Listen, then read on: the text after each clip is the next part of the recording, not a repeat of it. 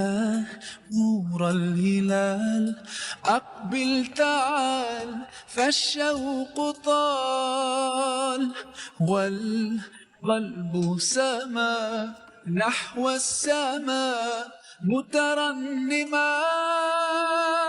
لا تنقضي أنت للروح دواء. صباحكم قمر وخير وسعادة، كل سنة وانتوا طيبين وبخير. طبعا مبخرة القمر دي كنت شارياها من السعودية لما كنت هناك، والبخور برضو اسمه يارا. بجد ريحته فظيعة، يعني فظيعة فظيعة. ريحته بجد تجنن، بيملى البيت كده وبيثبت جدا على الستاير وعلى شعرنا وعلى هدومنا وعلى العفش والانتريهات والكوشنز والحاجات اللي زي كده. بجد خطير. هنا بقى ولعت البخور ده، هو تقريبا سريع الاشتعال يعني. ولعته على النار، نخلي بالنا يا جماعة عشان ما يقعش على السجادة، يقع على حاجة، يعني نخلي بالنا ونخلينا مركزين جدا واحنا بنولع الفحمة.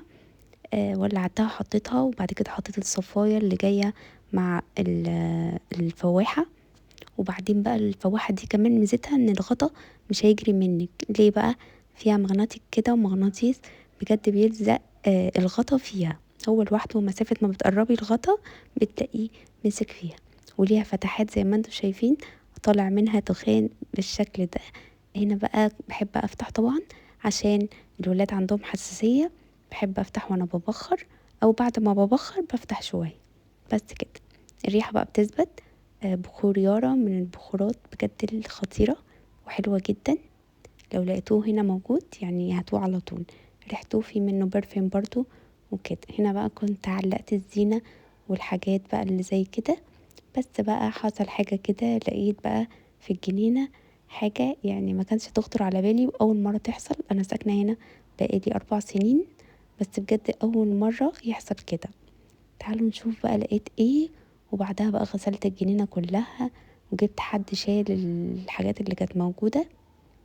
بس كان منظر صعب جدا، هوريكم المنظر، تعالوا معايا.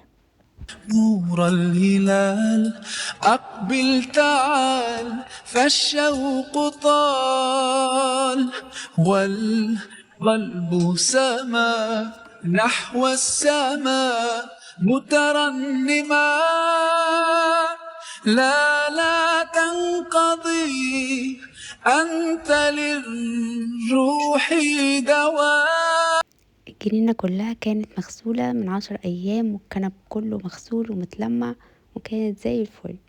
جيت بقى لقيت ريش كده، هي بصراحة القطة جريت وبعد كده لأنها رجعت تاني. هي كانت بتجري، ما بتبقى عايزة تتفسح يعني في الجنينة وتتهوى وكده. فرجعت تاني، بصت للمنظر ورجعت تاني، فاخدنا بالنا بقى لا ده في حاجة مش مظبوطة واحنا مش واخدين بالنا. بجد يعني المنظر كان، يعني انا اترعبت وما قدرتش، يعني كنت ماسكة الكاميرا واقفة بعيد مش قادرة ابص للمنظر. دي تقريبا عصفورة حمامة، حاجة زي كده متقطعة على 3 قطع، وزي ما انتم شايفين الدم كده على النجيلة. فكان منظر بجد صعب جدا. والولاد كمان صحيوا ومرضوش يفطروا، وحاجة يعني كانت صعبة قوي. وجبت حد بقى شال المواضيع دي كلها وتخلصنا منها. وعقمنا بقى النجيلة ومسحوا بقى الدم والحاجات اللي زي دي، عشان طبعا ما تجيبش بقى هموش وتعمل ريحة مش حلوة. بدل ما افتح على الشبابيك اهوي الدنيا، الاقي ريحة بقى مش لطيفة وما كنش عارفة ايه اللي حصل. ده حصل ازاي؟ كان في بقى ريش كتير جدا، مجموعات ريش كده، انا مش عارفة ايه اللي حصل. يعني انتوا لو تعرفوا ده سببه ايه بس مش تخوفوني يعني. بس بجد يعني كان حاجة صعبة قوي. صحيت لقيت المنظر كده، بجد كان مش حاجة لطيفة خالص. بس الحمد لله، قدر الله ما شاء فعل. وده المفرش القمر اللي انا جايباه من النزهة، لزقته بدبل فيس كده. وعلقت البرجيلة دي برضو، العليقة دي بتاعة الزرع لازم تحط في ضلة، حطيتها في ضلة. وباقي الزرع التاني عادي، الجزء التاني فيه شمس، حطيته في الشمس عادي. يلا بينا بقى نعمل شوية تمر كده، بجد هيشرفك في اي عزومة، وكمان هيعجب اولادكم جدا، ومفيد وصحي وكل حاجة. ده تمر باودر، طبعا ما ينفعش نعمله لوحده خالص، ده اللي بيتباع في الشوارع وكده، ما ينفعش خالص. اللي هو الباودر اللي بنشتري منه ربع كيلو نص كيلو على حسب. انا بقى بعمل ميكسات كده. تعالوا اقول لكم، بقالي 15 سنه او 16 سنه بعمل التمر بالطريقه دي، ما غيرتهاش خالص، بنفس الطريقه. طريقة سهلة وبسيطة وهتعجبكم. طبعا عارفين التمر اللي هو فيه بذر دوت موجود، وفي منه ماركات كتيرة. انا بستعمل نوع اسمه احلام، موجود في اماكن حلوة وكتيرة. هتلاقوه يعني، مش موجود، لا موجود.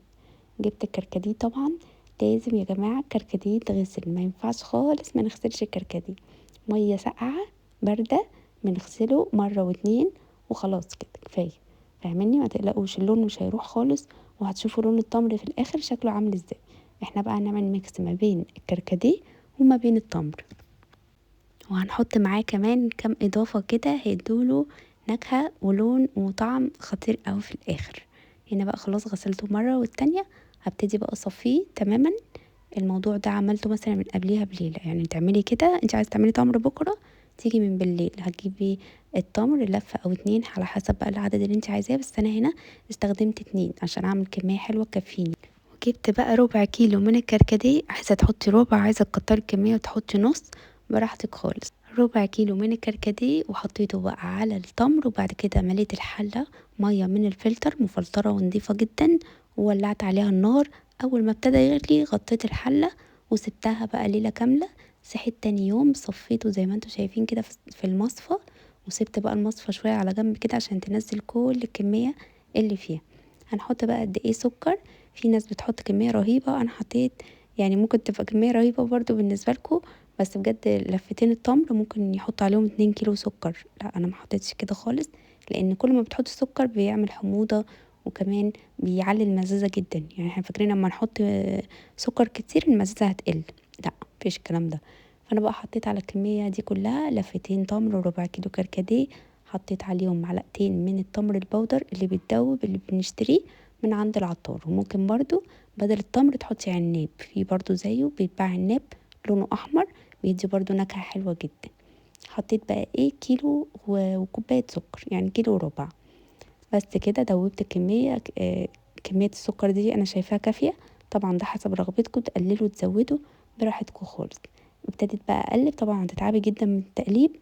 آه يا بالهاند بلندر يا بالخلاط، عادي جدا. هتدوبي السكر، مش هياخد منك اصلا 3 4 5 دقايق، يعني مش متعب خالص وسهل جدا. حطيت بقى الاضافه اللي بتعلي التيست جدا وتعلي النكهه، هي الفانيليا. الفانيليا يا جماعه متستغربوش منها، دي سر من اسرار التمر التحفه. عندك الفانيليا اللي هي الباكت الصغير هتحطي 4 وحدات، لو عندك اللي هي الخام هتحطي بقى ربع معلقه صغيره خالص.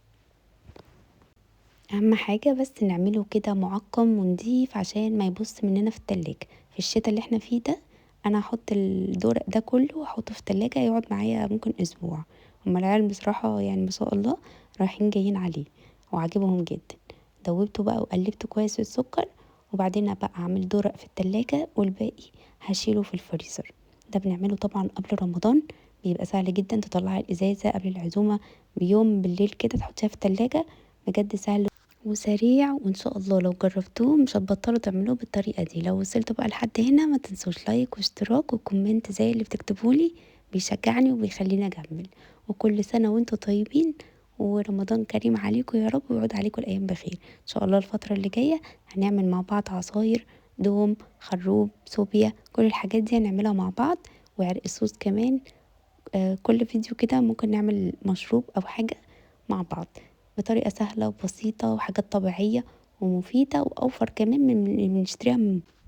هنا بقى عبيت الأزايز وقفلتها كويس جدا، وهحطها بقى في الفريزر. هتنفعني، هتقعد معايا بالسنة ولا يجرى لها أي حاجة. عايزة تحطيها في أكياس حطيها. لو في الصيف طبعا هو الطعم ده مركز ومظبوط جدا. عايزة بقى في الصيف تحطي مكعبات من التلج وتحطي عليها التمر القمر اللي عاملينه ده، هيبقى برضو خطير جدا. يا رب الفيديو يكون عجبكم، وكملوا بقى الفيديو وانتظروني في فيديو جديد. الهلال أقبل تعال، فالشوق طال والقلب